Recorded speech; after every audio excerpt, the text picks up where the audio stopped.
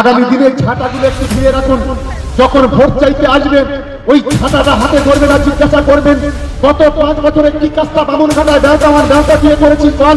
যদি কাজ না করিস, তার যদি তথ্য যদি না দিতে পারেন, ছাঁটা দিয়ে তাদেরকে বিদায় করবেন। এটা আমি সকলের কাছে আমরা অনুরোধ করি। রাজ্জাক আমাদের একজন দক্ষ লিডার ছিল, আপনারা অনেকেই তাকে চেনেন। এই আইএসএফ এর সমাজ বিরোধী খুনিরা এই নওশাদের নেতৃত্বে, আইএসএফ এর নেতৃত্বে আমাদের রাজ্জাককে খুন করে দিল। এটাই হচ্ছে আইএসএফ এর কাজ। এই কাপুরুষের দলকে আগামী 26 সালে ওদের ভাঙনের মাটি থেকে ওদের শেকড়টাকে উপড়ে ওই বামুনঘাটার পচা খালে ফেলে দেওয়ার ব্যবস্থা তৃণমূল কংগ্রেসের করতে হবে। তবেই আমাদের সেই মানসিকতা নিয়ে আমরা এগোবো। আপনারা একবার জিজ্ঞাসা করবেন না, যখন আইএসএফরা ভোট চাইতে যাবে, বিজেপিরা ভোট চাইতে যাবে, জিজ্ঞাসা করবেন না যে 2021 সালে এখান থেকে আইএসএফ জিতেছিল। 5 বছরে গোটা ভাঙড় বিধানসভা 13টা অঞ্চলে এক ফুট রাস্তা করতে পারেনি। সে বামুনঘাটাতে করতে পারেনি, দেওতাওয়ানে করতে পারেনি, দেওতাটিয়ে করতে পারেনি। কিন্তু একটা কাজ তারা করেছে। সেই কাজটা কি?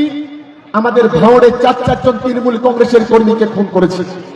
আমাদের এই বামুনঘাটাতে রাজু নস্কর, তাকে ধরে ফেললো এই কাপুরুষের দলেরা, আইএসএফ এর সমাজ বিরোধীরা। তাকে প্রথমে মারতে শুরু করলো, সেই ভিডিও ভাইরাল হয়েছিল। রাজু নস্কর কাঁদতে কাঁদতে হাত ধরে পা ধরে বলছে, আমাকে একটা জীবন ভিক্ষা দিন, আমি এখানে মারামারি পেটাপেটি করতে আসিনি, আমাকে বাঁচতে দাও। আমার পরিবারের ছেলে আছে, আমার বউ আছে, আমার বাচ্চা আছে, আমাকে যদি তোমরা মেরে দাও, আমার সন্তান, আমার পরিবারটা পুরো ভেসে যাবে। কিন্তু কাপুরুষের দলেরা শুনলো না। সকলেই সেই ভিডিও দেখেছিলেন। মারতে মারতে মরে গেল। তারপরে তার উপরে গুলি চালিয়ে এই আইএসএফ এর কাপুরুষেরা সেদিন রাজু নস্করকে খুন করে দিয়েছিল। তার জবাব আগামী দিনে ভোটের বাক্সে আমাদের দিতে হবে। আমাদের মুসলিম ভাই 58 বছর বয়স, রাত্রিবেলা বাইরে এসেছিল, আইএসএফ এর লোকেরা তাকে খুন করে দিল। আমাদের রশিদ মোল্লা পাকা পোলে এসেছিল, বাড়ি যাচ্ছিল, বিজয়গঞ্জের ওখানে তাকে গুলি করে খুন করে দিয়েছিল। আমাদের রাজ্জাক আমাদের একজন দক্ষ লিডার ছিল, আপনারা অনেকেই তাকে চেনেন। কমাস আগে এই আইএসএফ এর সমাজ বিরোধী খুনিরা এই নওশাদের নেতৃত্বে, আইএসএফ এর নেতৃত্বে আমাদের রাজ্জাককে খুন করে দিল। এটাই হচ্ছে আইএসএফ এর কালচার। এবং ওরা কোনো কাজ করবে না, কিন্তু মানুষের রক্ত নিয়ে ছিনিমিনি খেলবে। মায়ের মাথার সিঁদুর হাতের শাখা নিয়ে ছিনিমিনি খেলবে। মায়ের হাতে চুড়ি নিয়ে ছিনিমিনি খেলা করবে। ওরা কাউকে পিতৃহারা করবে, কাউকে মাতৃহারা করবে, কাউকে সন্তানহারা করবে। তাই এই কাপুরুষের দলকে আগামী 26 সালে ওদের ভাঙনের মাটি থেকে ওদের শেকড়টাকে উপড়ে ওই বামুনঘাটার পচা খালে ফেলে দেওয়ার ব্যবস্থা তৃণমূল কংগ্রেসের করতে হবে। তবেই আমাদের সেই মানসিকতা নিয়ে আমরা এগোবো। আমি প্রশ্ন করতে চাই, যারা আইএসএফ বিজেপি আছেন, 5 বছর তো ভোটে জিতেছে। পূজার সময় আমার কোনো মায়ের, কোনো বোনের, কোনো ভাইয়ের একটা জামা, একটা শাড়ি, একটা লুঙ্গি দিয়েছেন না। ঈদের সময় একটা শাড়ি, একটা লুঙ্গি দিয়েছেন না। সারা বছর ধরে একটা অ্যাম্বুলেন্সের ব্যবস্থা করেছেন না, করেননি। কোনো মানুষের কোনো পাশে দাঁড়িয়েছেন না, পাশে দাঁড়াননি। কোন গরিব মানুষের দুটো ঔষধ কিনে দিয়েছেন? কোন গরিব মানুষের একটা বই কিনে দিয়েছেন, খাতা কিনে দিয়েছেন, কলম কিনে দিয়েছেন? না, দেননি। কিন্তু একটা কাজ একটা করছে আমরা দেখছি, ভাঙড়ে রক্তদান শিবির করছে। প্রাইভেট কোম্পানিগুলোকে রক্তদান শিবির করছে। একটা বেনিফিশিয়ারি 700 টাকা করে কোম্পানি দেয়। পিপলস বলে একটা হসপিটাল আছে, বিভিন্ন প্রাইভেট হসপিটাল গুলো আছে, ওরা কোম্পানি থেকে একজন 700 টাকা করে দেয়। উনি কি করছেন? রক্তদান শিবিরের নাম করে এখানে ব্যবসা করছেন। গরিব মানুষের রক্ত দিচ্ছেন, একটা কম্বল দিচ্ছেন 400 টাকায়, বাকি 300 টাকা করে পকেটে ভরে দিচ্ছেন। এই হলো ওনার অবস্থা। কোনো উন্নয়নের কোনো ক্ষমতা নেই। তাই আমি এই 3টে অঞ্চলের আমার মা বোনেদের কাছে অনুরোধ, আগামী দিনের ছাঁটাগুলো একটু ধুয়ে রাখুন। যখন ভোট চাইতে আসবেন ওই ছাঁটাটা হাতে ধরবেন আর জিজ্ঞাসা করবেন গত 5 বছরে কি কাজটা বামুনঘাটায় ব্যবসা করেছিস বল।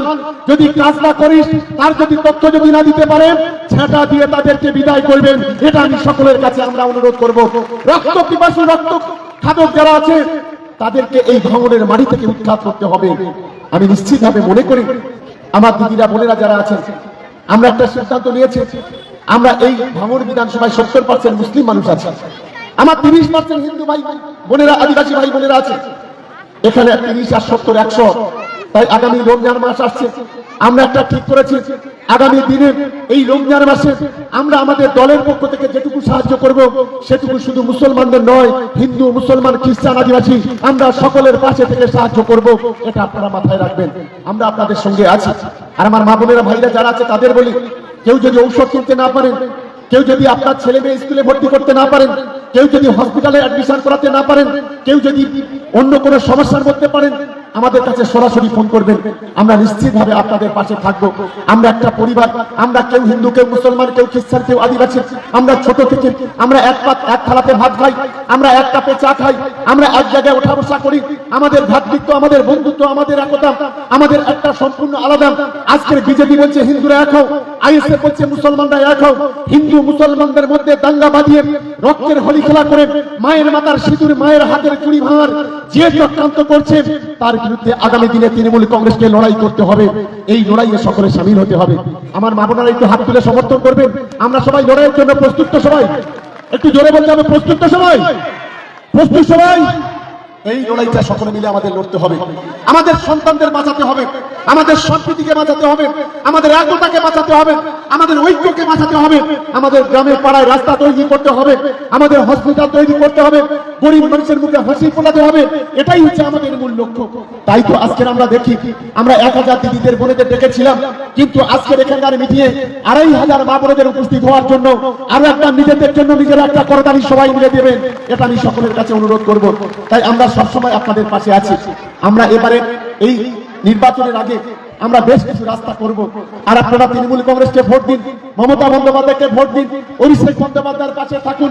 26-এ বিধানসভা নির্বাচন হবে, ভাঙড় বিধানসভায় তৃণমূল কংগ্রেস জিতবে। আর 26 থেকে 28 সাল, এই 2 বছর কোনো নির্বাচন নেই। এই 28 সালের মধ্যে যদি আমরা ভাঙড়ের প্রত্যেকটা রাস্তাঘাট যদি তৈরি করে না দিতে পারি, আর কোনোদিন ভোট চাইতে আপনাদের কাছে যাব না। এটা চ্যালেঞ্জ করে আজ আমরা এখানে বলছি। এই 3টে অঞ্চল থেকে মিনিমাম 20,000 ভোটে আমাদের লিড দিতে হবে। লোকসভাতে 15,000 ভোটে আমরা লিড পেয়েছি, বিধানসভাতে সেই 20,000-এ নিয়ে যেতে হবে। আমার আত্মবিশ্বাস, আমার এখানে বামুনঘাটার যারা দিদিরা বোনেরা আছে, বেহতা 1-এর দিদিরা বোনেরা, বেহতা 2-এর দিদিরা বোনেরা যারা আছে, আপনারা যদি শক্ত হাতে হাল ধরেন, আপনারা যদি মমতা বন্দ্যোপাধ্যায়ের পাশে থাকেন, আমার আত্মবিশ্বাস 20,000 নয়, এই 3টে অঞ্চল থেকে 25,000 ভোটে তৃণমূল কংগ্রেস জিতবে। একেবারে ক্ষমতা কারণ নেই, এটা আমি অন্তত মনে করি। তাই সকলকে আমি দলের পক্ষ থেকে ধন্যবাদ, অভিনন্দন, ভালোবাসা জানাচ্ছি। আমাদের যে উপহারগুলো আমরা ঈদের সময় দেব, সেই সময় এগুলো আপনাদের বাড়িতে বাড়িতে আমরা পৌঁছে দেব। তাই সকলে মিলে আমাদের জন্য আশীর্বাদ করবেন, আমাদের জন্য দোয়া করবেন, আমাদের পাশে থাকবেন, এই আশা ভরসা আপনাদের রাখছি।